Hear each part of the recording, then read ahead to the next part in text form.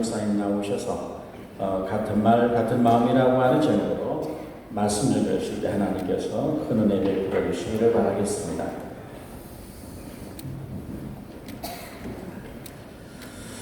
할렐루야.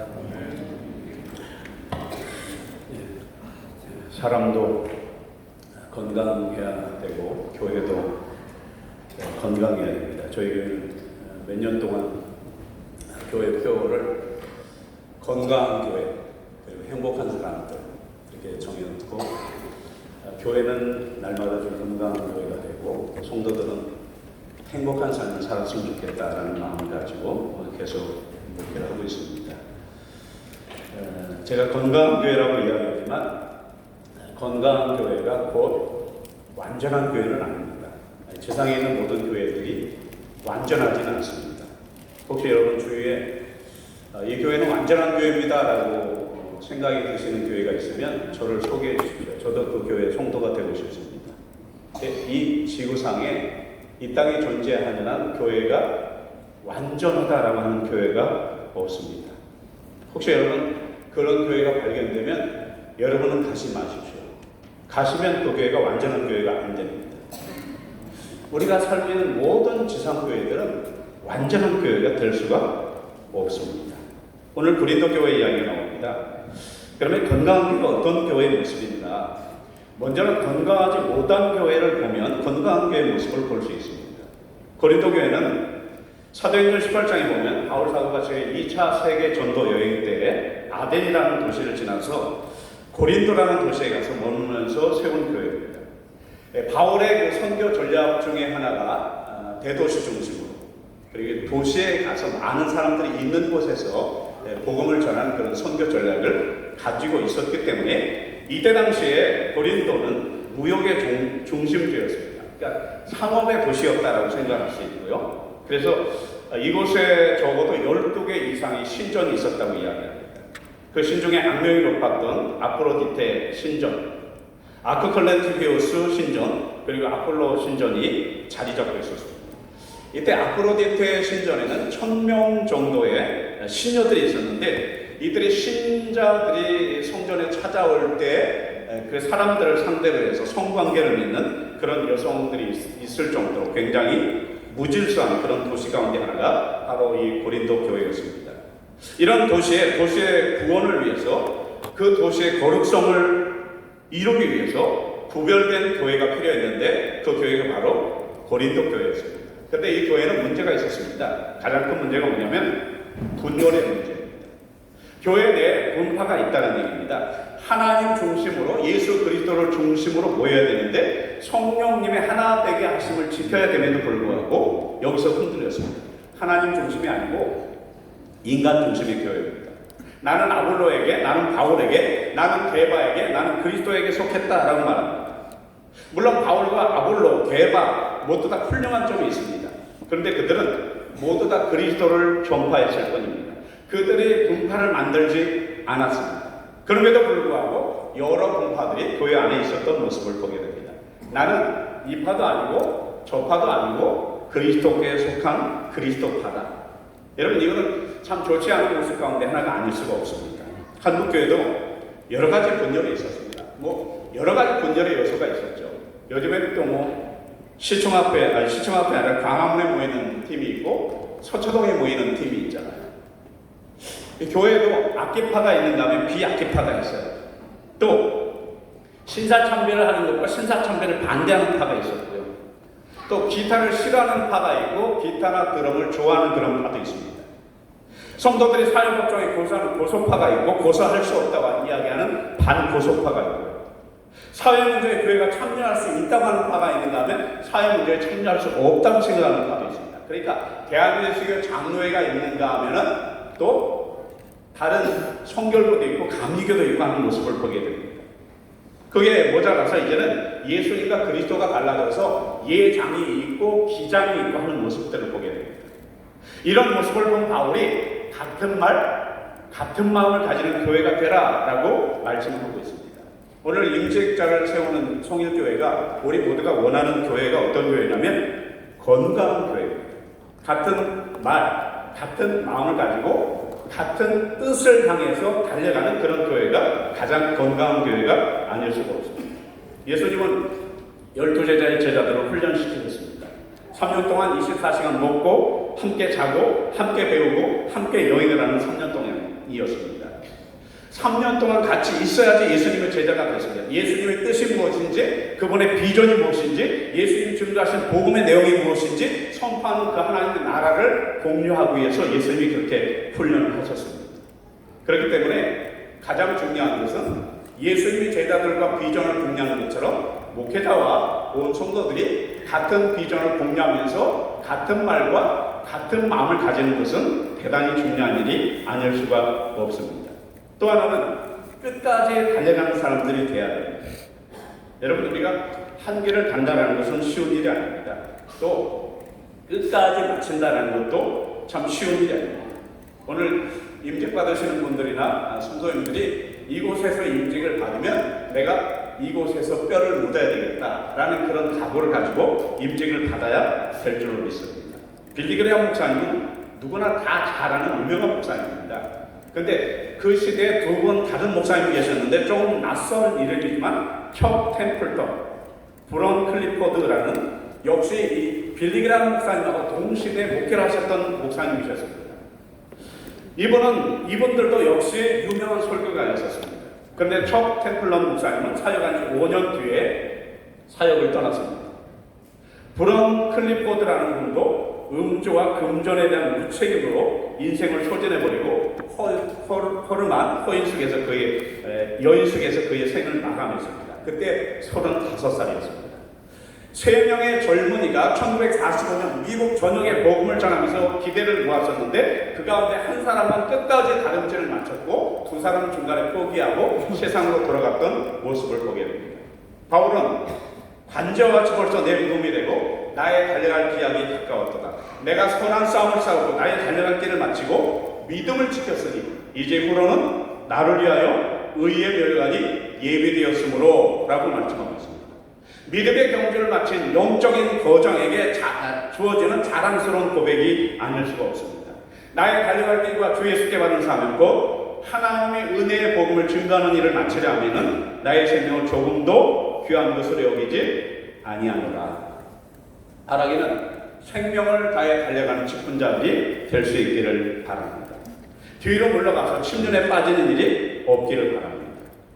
쟁기를 잡고 뒤를 돌아보지 말라고 말씀하셨습니다. 또 하나는 같은 말 하라고 말씀합니다. 여러분, 목회자와 성도들이 혹은 직분자들이 같은 말 하는 것이 굉장히 중요합니다. 그러니까 자주 우리가 입을 벌려서 이야기할 때마다 같은 말들을 해야 됩니다. 목회자가 아 하면 여러분도 아 하시고, 목회자가 하면 여러분도 아 하실 수 있기를 바랍니다. 여러분, 저는 안수받고 이제 올해 31년 딱 됐습니다.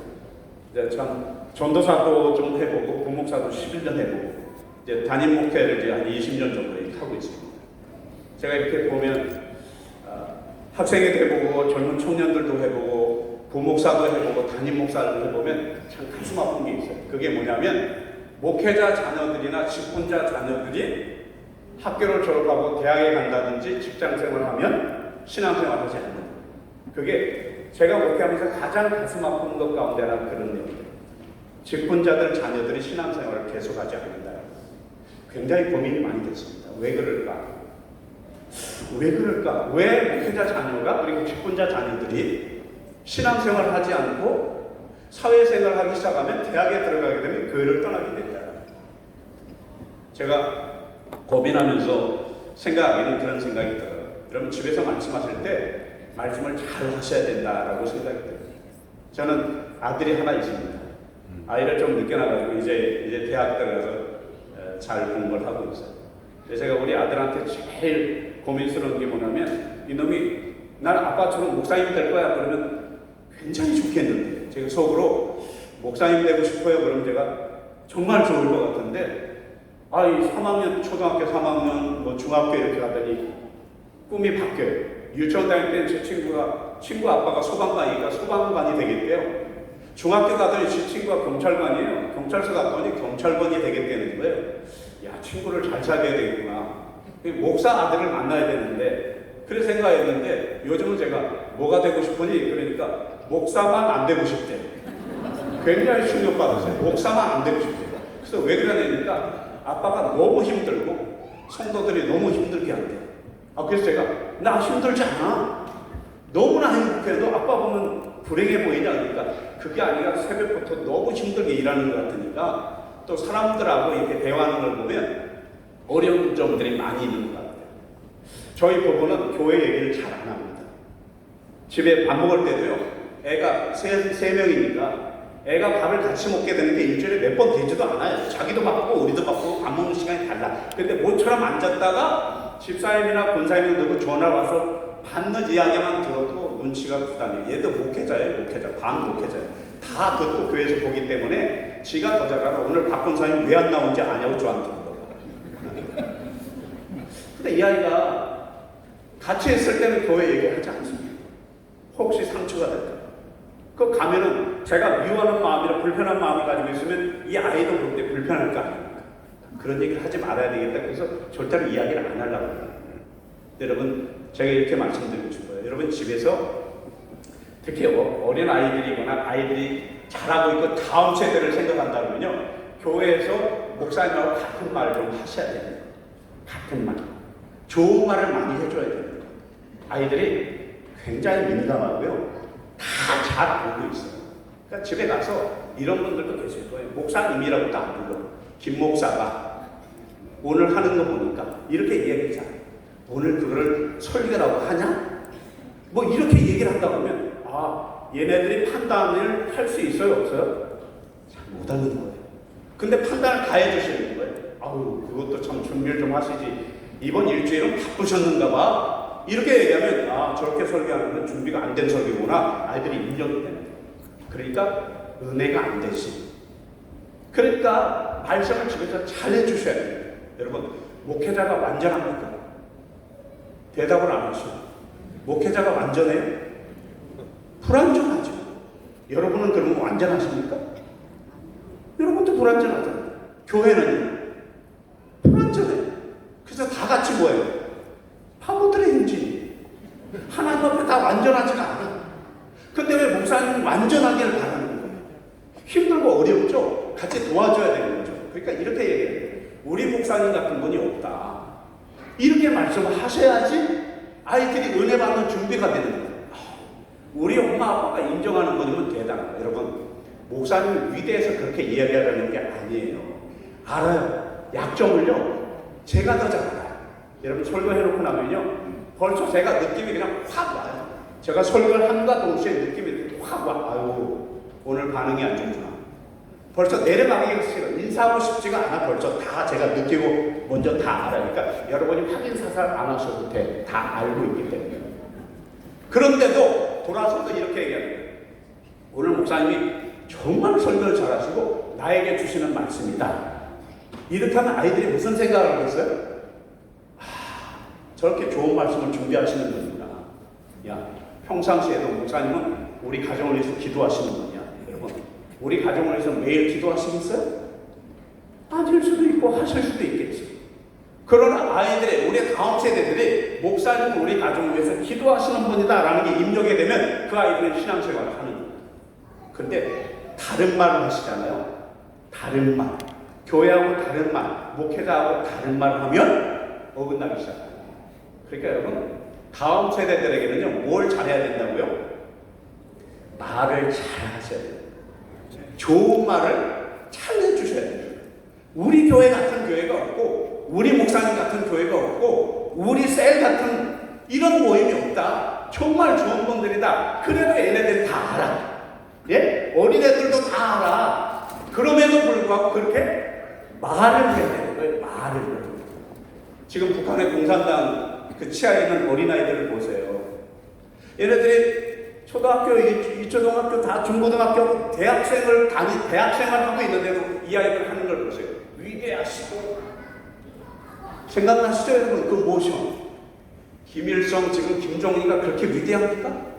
그러지 않죠? 아주 어렸을 때부터 계속 듣는 거예요. 계속 똑같은 말을 듣는 겁니다. 그게 완전히 세뇌가 되는 거예요. 아이들을 세뇌시키라는 게 아니에요. 목사님을 위한 것이 아니고 여러분 자녀를 위한 것이고 그게 교회를 위한 것이고 그게 다음 세대를 위한 것이고 그러지 않으면 우리의 다음 세대가 다른 세대가 될 수 있어요. 같은 말 할 수 있기를 바랍니다. 같은 말, 같은 뜻을 같이 세우는 거예요. 교회는 하나님의 뜻하신 바가 있어서 교회를 세웠어요. 지역을 복음화하고 이 나라를 복음화하고 세계 선교를 위해서 세워진 겁니다. 목회자들을 만나면 목회 성공을 이야기합니다. 여러분, 목회 성공이 뭐예요? 여러분 생각할 때 목회 성공이 뭡니까? 예배당을 잘 짓는 거, 그 다음에 몇 명 모여 그거잖아요. 그 교회는 몇 명 모이는데 그렇게 보통 이야기합니다. 숫자, 건물이 아닙니다. 예산이 많으면 목회 성공이 아니라고 생각합니다. 목회 성공이 뭐냐? 목회자와 함께 목숨을 걸고 교회를 위해서 헌신하고 같은 말, 같은 뜻을 품고 함께 달려가는 사람이다. 바라기는 오늘 임직받는 분들이나 이 교회 성도들이 같은 말을 하셔야 돼요. 같은 뜻을 가지고 같은 목표를 향해서 달려가야 된다. 우리가 잘 아는 대로 중국의 모택동은 당시에 20명의 공산당 사상으로 무장된 홍위병으로 말미암아 중국의 12억의 인구를 뒤엎어버렸습니다. 장개석의 민주주의를 내세운 국민국을 물리쳤습니다. 물론 지금은 중국이 자본주의로 변해가고 있습니다. 그 당시에는 공산주의 사상이 한 시대를 사로잡았었습니다. 여러분 잘 아는 미국의 쌍둥이 빌딩 빈 라덴 비행기를 납치했어요. 몰고 가서 쌍둥이 빌딩을 들이받았습니다. 여러분 제가 이 뉴스가 나오고 한참 이슈가 됐을 때 굉장히 번민에 빠졌었어요. 왜 교회는 빈 라덴 같은 인물이 없을까? 왜 교회는 빈 라덴 같은 인물이 없을까? 복음 들고 최전방에 가서 내 생명 걸고 빌딩을 폭파할 만한 그런 복음의 능력자들이, 그런 복음의 헌신자들이 왜 교회는 없을까? 그런 생각이 듭니다. 이 지역을 장악할 그리스도의 군사들이 어디 있는가? 세상을 불태울 그런 정렬의 사람들이 어디 있는가? 성일교회는 그런 분들이 없는지 모르겠어요. 우리 교회는 장로님, 권사님, 집사님들도 시험 들었다고. 시험을 들은 걸 자기들이 얘기를 해. 나 시험 들었어. 아니 어째 그 집사님 안 나오셨대요? 전화 한번 해보세요. 목사님 시험 들었대요. 자기가 판단할 때 병명을 딱 얘기해. 나 시험 들었대요. 그럼 대부분의 목사들 똑같죠? 우유를 타가지고 젖병에다가 우유를 타서 막 흔들어가지고 가방에 넣어가지고 찾아가는 거잖아요. 신방. 그래가지고 늘 제가 했던 게 그게 엉덩이 두들기면서 아유 집사님 왜 그러셨어요? 젖병 하나 물리고. 그게 다 오해예요. 셀리가 그런 마음이 있어서 그랬겠어요? 그게 아니에요. 이번 주에 목사님이 나를 깠대. 뭘까요, 까기는? 네? 설교를 준비할 때 나를 위해서 준비했대. 그러면 아멘하고 감사하면 되지.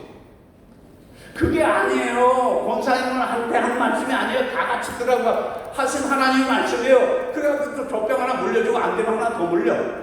그럼 좀 기분이 좋아지면 그 다음 주에 오는 거예요. 여러분 이래가지고 무슨 쌍둥이 빌딩을 무너뜨리고 무슨 복음으로 세계를 정복하고 되겠습니까? 우리는 같은 뜻을 가진 사람들, 같은 생각을 가진 사람들이 될 수 있기를 바랍니다.